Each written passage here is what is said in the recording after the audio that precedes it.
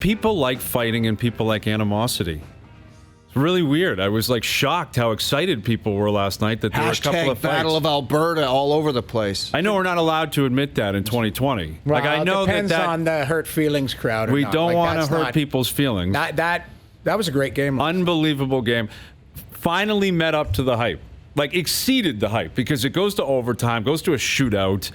There's lead changes, battles, fights, a bat hits. flip at the end. Bat flip at the game. Monahan fights the Nuge. Which was a good little tilt. Yeah. In front of the benches, too, which always has a different vibe to it. Oh, you know you're just going to get beaked.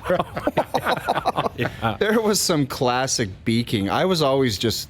Yeah. I was horrified watching heavyweights fight in front of my bench because the noise it made, it was just... Oh, yeah. I was just like, the punch in the face contest. Like, that is redonkulous. Big boys going at it. Like, it's one thing to have the pressure of dealing with scoring and producing points, but the pressure of knowing you're going to go out there and do that, ugh. Oh, I know. That was gross. It's not easy to do, but the four guys involved don't do that. Like Nugent Hopkins and Monahan, you could not have paid me enough money to put $1 down on that prop bet. I was going to say, what would that prop bet It would have been off the board in Vegas. Like if you asked some guy 5,000 to 1? Would it be something crazy like that? The only possible outcome that you could have envisioned was, okay, there was a line brawl and they were on the ice. Yeah, exactly. Like, and they technically squared off, but they didn't really fight. They held each other, Right. But they got 5 minutes. But completely unprovoked, on their own. Emotional, chopping each other. Like kind of multi-layered fight. Like they got going and then they stopped and they were like, all right, we're going here. Yeah. The two of them to be the first fight of the night. Yeah, like that's true. If you said first fight of the night on a game that's been built up for almost, 2 weeks, 3 weeks, and it's going to be RNH and Sean Monahan. There's no way you could find that on any board in Vegas. No one would be stupid enough to waste their time by putting that prop up. But it was great. It was great. And then, Kassian, for starters, is Kassian 45 years old and I missed it?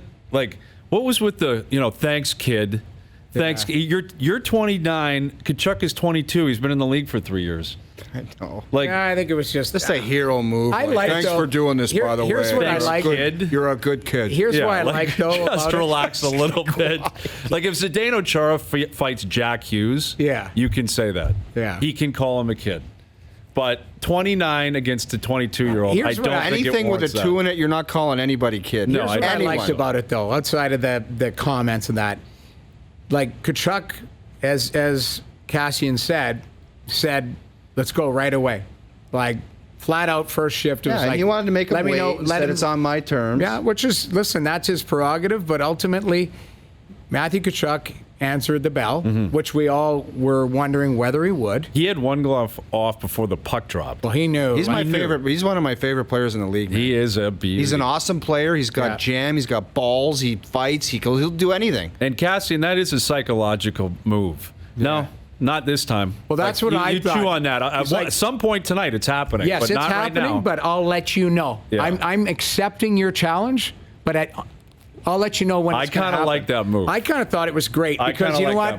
If you're a guy who doesn't fight a lot, you want to get it over with. I didn't like it. I was like, you want to talk like, hey, kid, blah, blah. He says, let's go. You're going. Well, it's on my terms. But here's the thing. Terminator? Like, no, but his turn. I liked it because that's a psychological, because that may get a really good I'm just player. Not familiar with the fighting. Whatever. Well, no, neither am I. Neither am I, dude. But that's the point. Let's say Kelly Chase. Chaser. I have to fight Chaser, or I think I have to fight Chaser. Chaser would punch you out as soon as he possibly could. He's not going to say, "Well, it's on my terms." But if he told you not right now, would you be able to get back in the game? I don't think Chaser would ever say that. Okay, but it's a hypothetical. He's going to kick your ass anyway. I understand that. So it would be like anytime you want. But it's a hypothetical. Do you think you would be able to concentrate on the game knowing it's happening, but it's not happening right there off that draw? It could happen in the second, third. I played with Chaser. I've never seen him do that. No, it's not. It's a hypothetical. What I'm saying, you ever gotten into a fight in school where the fight was going to be after school? Right. And you're sitting there in like the third period going like, I've got to fight this lunatic, or I'm fighting, back in my day, a skid. There was like the what are they called? The athletes, the jocks and the skids. Yeah. I had a fight with a skid once in grade 8, and the whole day like, because we got into a tussle before At school. lunch or something. Yeah, like at 8 o'clock in the morning, they're like, we're doing it after school. The whole day it was in my head. I'm like, I got to fight this lunatic. And, whatever. You go at it, like after school. And But the you're whole thinking school, about it the and whole everyone's time. talking about it. Right. That's kind of what I got out of that.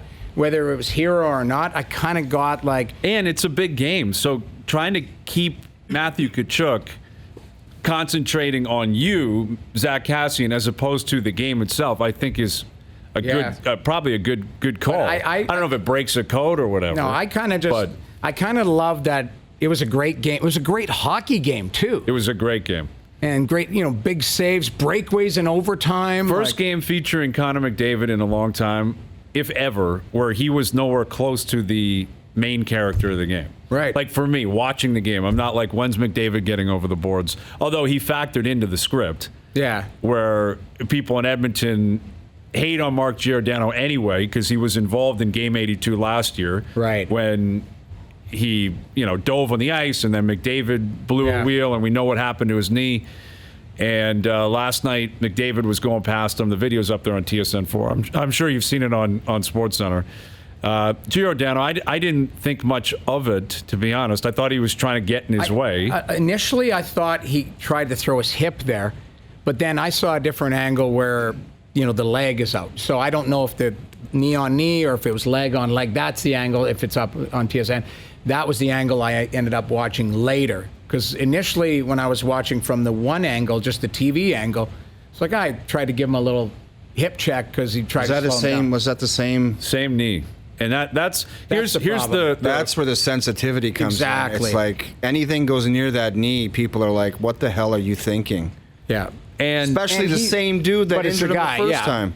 Right. But you can't, like, Giordano's not going to take 10% off of playing him just because he feels bad that that happened last year. As much as I like Gio, you can't be, that's nonsense. I don't agree.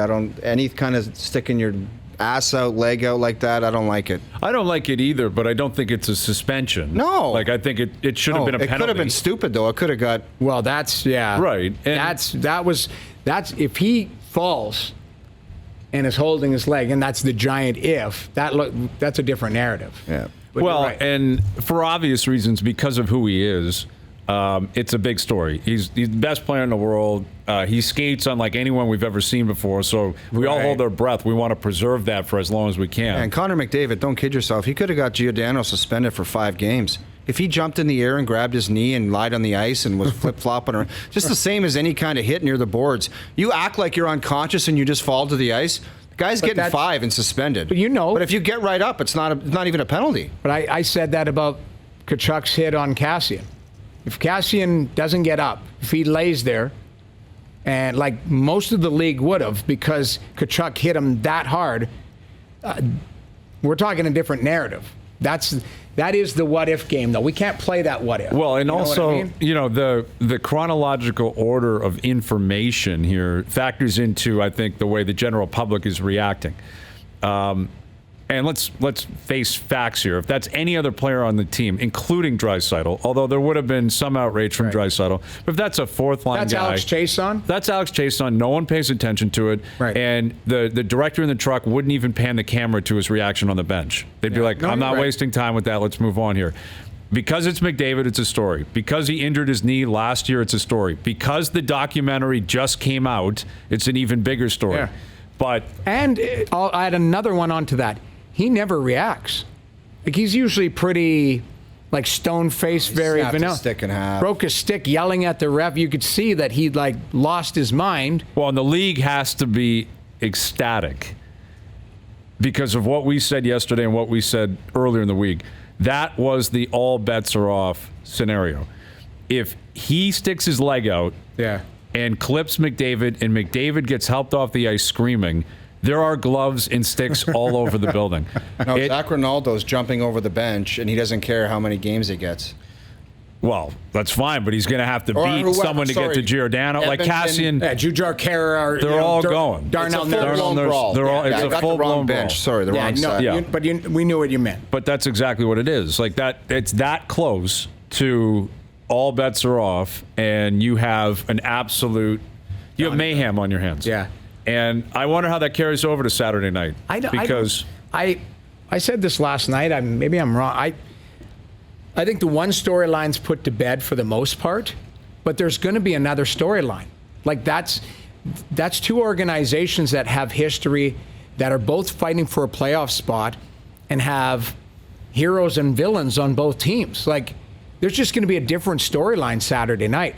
Do you think the Oilers were happy with Big Save Dave that he gives the bat flip at the end of the game? I thought it was great theater. I thought that was cool too, but you're right. Like, I'm sure baseball players are saying, why isn't that a problem? Yeah. Like, why isn't Goose Gossage yelling about that? I'm sure you watched the game live. I was like, that is a reaction, because Draisaitl didn't appreciate it. I'll tell you that. In their building too, right, on the road. But that's what I mean. Now there's a different story. There's Absolutely. a different narrative. And Three-point they get game. to play Saturday. I love it. But the thing is, if you got a ticket, if you're from Calgary, you have to be expecting the exact same thing. Like, you're wanting it. Doesn't mean it's going to happen. I don't want Matthew Tkachuk fighting anymore. No. He's done his thing. But the irritability. I want some irritability. I wouldn't mind Nugent Hopkins fighting Monahan again. No, I'll take that. But who's to say Tkachuk, he may not fight again, but he might throw his body around. Well, I think he might crush somebody on Saturday night. It might be Kassian again. It might be Kassian. He might have him lined up, and he's not going to stop.